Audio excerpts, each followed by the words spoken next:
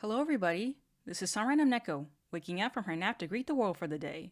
And by greet, I mean dive into the world of gaming by making a video, not to review one of the many games I already played, but to instead talk about the criticism a certain gacha game has been getting because of a collaboration event.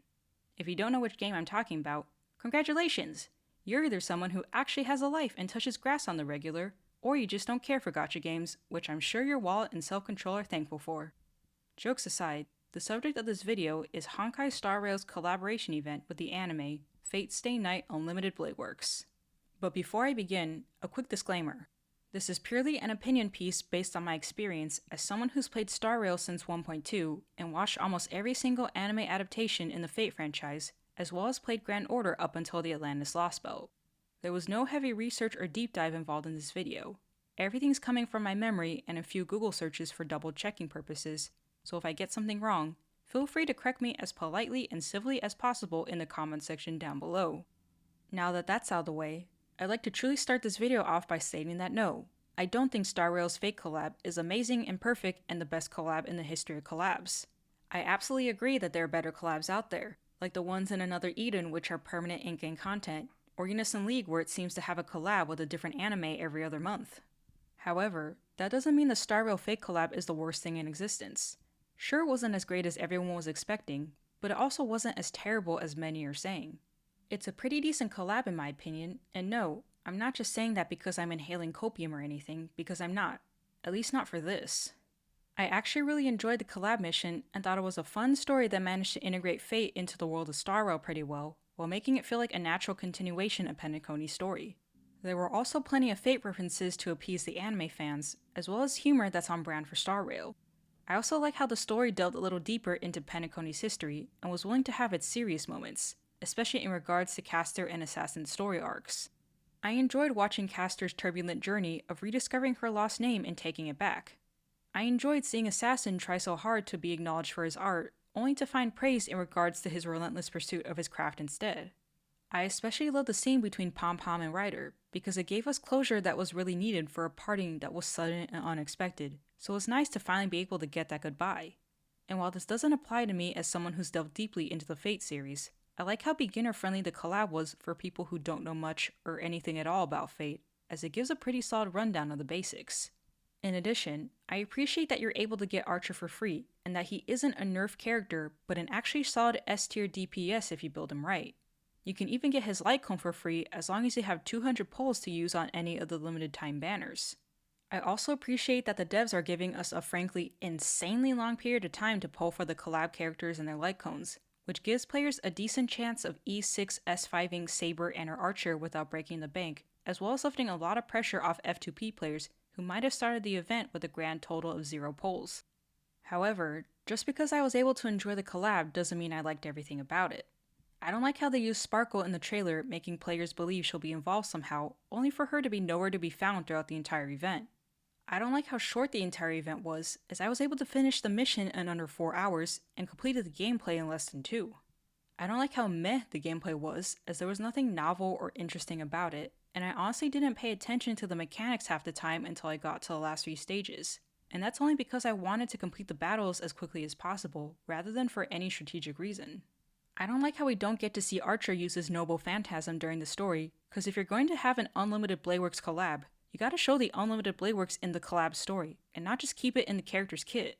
I especially don't like how the story starts with a goddamn flashback, because it completely diminished any sense of urgency and tension and lessened the high stakes associated with the Holy Grail Wars of Fate, because you already know that everything will turn out fine regardless of what happens. And I really don't like that they recycled ID's Elysiai's map to stand in for Britain, as it made the collab feel rushed and like an afterthought, despite it being announced almost a year ago, so you could reasonably assume we'd at least get a great collab event after all that time, rather than one that's just okay. But even with all of these flaws and missteps, I don't agree with some of the criticism being thrown at the collab. For example, the criticism that the devs did a cop-out by making Caster a generic-looking NPC and having Assassin possess Mr. Rekka isn't quite the lazy tactic people think it is. While sure it can be considered lazy if you look at it in a certain way, it's also pretty accurate to the lore of Fate. In Fate Grand Order, it's shown that servants' appearances can be affected by external influences like the environment they're summoned in or how they're perceived in history, which explains servants like Thomas Edison, or all the different variants of the most famous saber of them all. So it makes sense for Castor to look like an NPC despite being an important figure in Penacony's history, because the story makes a point to show and tell you that her name was taken and trademarked, so she herself couldn't even say it out loud. Then Fate Apocrypha shows that servants can possess the body of someone who's a willing and suitable vessel for them, like how Jeanne d'Arc possessed a girl named Letitia who gave her body over willingly to serve as Jeanne's vessel. And in the Collab story, it's explained that Grady and Mr. Rekka share similar goals and ideals, so of course Mr. Rekka is willing to hand over his body to Grady, if only to see what Grady could do in modern Penacony if given the chance. Next is the criticism that there was too much humor, and certain things weren't taken seriously, like the summoning scene that some say was ruined because they messed with the chant despite summonings being very important moments within the Fate series. This feels more like a nitpick, as I personally thought the summoning scene was a fun little moment that fit the tone of Star Rail pretty well. Just because it's serious in Fate doesn't mean it has to be the same in Star Rail. You know, the game we're playing the collab event in? And besides, I dare you to name me one Star Rail event that was serious throughout the entire thing, without any sort of humor whatsoever. Many, if not all of Star Rail's events, have moments where they don't take themselves seriously, or are we already forgetting the event where we shoot baby seals at other baby seals to avoid being turned into a baby seal forever?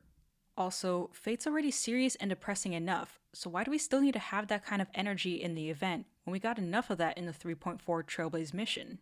Then we had the criticism that the story tried to force a parallel between the Trailblazers' decision to join the Express and Saber's decision to pull the sword from the stone. I don't think they were trying to make a direct parallel regarding the decision itself, but rather the regrets that came from making it.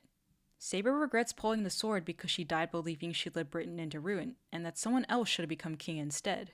The Trailblazer has regrets that come from the many trials and tribulations they've gone through that led him to wondering if things would have been different or less painful if they didn't leave the station. Do I think the execution of this could have been better? Yeah, I do, because honestly a little confusing at some points. But I appreciate that they allowed the Trailblazer to get introspective, as we don't get to see them do that very often, if at all, while also providing insight into Saber as a character for those who don't quite know who she is. Finally, we've got the criticism that the collab didn't do enough, which I can agree with, but I'd like to be the devil's advocate and give the devs the benefit of the doubt. Maybe they just wanted to test the waters because it's the first collab Star Rail has done, and they didn't want to go all out on the off chance the players would hate everything they did. Maybe they didn't have the time or resources to create an epic collab because they were also in the midst of making the peak cinema that is the Amphoria's Trailblaze mission, which is probably the more likely excuse because the collab was announced in the middle of the War Dance mission, so the dev team probably didn't anticipate how invested they get with Amphorius. And if they were given the choice to invest time and resources into the main mission or a side mission, they probably have to choose the main mission every time. Also, looking back at all the criticism and hate the collab event has gotten, whether justified or not, I think it's pretty reasonable to say that a good chunk of it comes from everyone's expectations getting a little too high and out of control. While the collab is not as bad as what happened in Genshin with Aloy, I don't think it's fair to compare it to the Evangelion collab in Honkai Impact 3rd, because I've seen Evangelion do a bunch of collabs with complete story quests and rewards and everything, so it's safe to assume Evangelion gives more creative freedom to game devs when it comes to collabs, as opposed to Fate, which is more restrictive and seems to be mainly cosmetic or free character based. So the fact that Nasu actually allowed a non-Type Moon IP to have a full story quest with accompanying gameplay and rewards is kind of a miracle, to be honest, and something to be thankful for. Also, just because the game belongs to the same company doesn't mean they have the same dev team, so you can't exactly judge H13 and Star Rail by the same standards. But with that being said, there are some ways the collab could have been done better to prevent most of the criticism from even happening in the first place. One way is by having the Trailblazer summon Archer instead of Saber. I know Shiro summoning Saber is a very iconic scene, but this collab is about the Unlimited Bladeworks route, not the Stay Night route. Rin summoning Archer is also an iconic scene, and I honestly expected him to be the servant that showed up when the Trailblazer's summoning was botched, and for there to be more focus on him as well, because the collab is specifically for Unlimited Bladeworks. Instead, there was a bit too much focus on Saber, making it feel like the collab should have been done with Stay Night, since that's the route that focuses on her story and how Shiro helps her overcome her regrets from pulling the sword from the stone, which suddenly makes the scenes and ideas of, Britain make sense. However, they didn't collab with Stay Night, both Unlimited Bladeworks, which is the route that focuses on the clash of ideals between Shiro and Archer regarding what it means to be a hero of justice.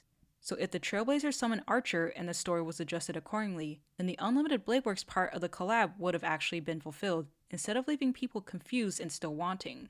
Another way of improvement is to collab with Fate Grand Order instead, because the game already has a tried and true template for events that the devs could have used.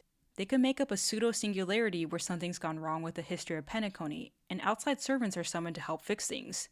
Then they can explore Penacony's history more deeply, give out awards based on completion, and have additional event gameplay that can be based off of FGO's event farming methods or something else entirely. Because despite Unlimited Blade Works being a popular and incredibly well-made Fate anime, it's honestly not the one I'd choose for a collab, because it isn't even the original introduction of Fate, or the true ending route, nor does it have the best story.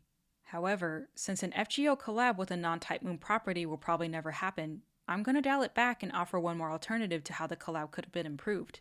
If the devs don't want to mess with anything that they already have planned, then to make the collab better, they should have announced it a few months ago as opposed to a year ago. That way everyone could have reasonably managed their expectations instead of having the time to blow it out of proportion, and there also wouldn't have been the assumption that the devs had almost an entire year to make the collab. So then there wouldn't have been many thoughts on why it wasn't better, nor would the controversial disappointment have likely occurred in the first place. So in conclusion, did Honkai Star Rail's Fate Stay Night Unlimited Blade Works collab feel kind of low effort? Yeah. Was it the best collab to ever exist? No. Was it a disappointing failure? I don't think so.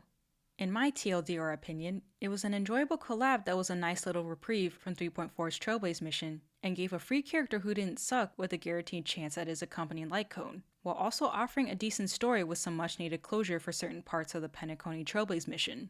But this opinion might just come from the fact that I'm a simple and easy to please gal. Give me the chance to get Archer and Saber as playable characters in a non-Fate game, while telling a story that won't bore me to tears, and I'll be perfectly content. No copium necessary. I hope you guys enjoyed this video. Reminder that this is just my opinion and not some deep dive research piece that I spent hours poring over like it's a senior thesis, so if there's anything wrong, please feel free to correct me in the comment section down below in a polite and civilized manner. Also, if there was something you liked or disliked about the collab that I didn't cover or just wanted to mention, you can do that in the comment section as well. Please feel free to like, subscribe, and comment if you enjoy this type of content and will be interested in seeing more of it. Anyways, this is Sunran and Neko going off to do my dailies for those sweet, sweet stellar jades now. Don't forget to keep calm, just meow, and may your polls be blessed.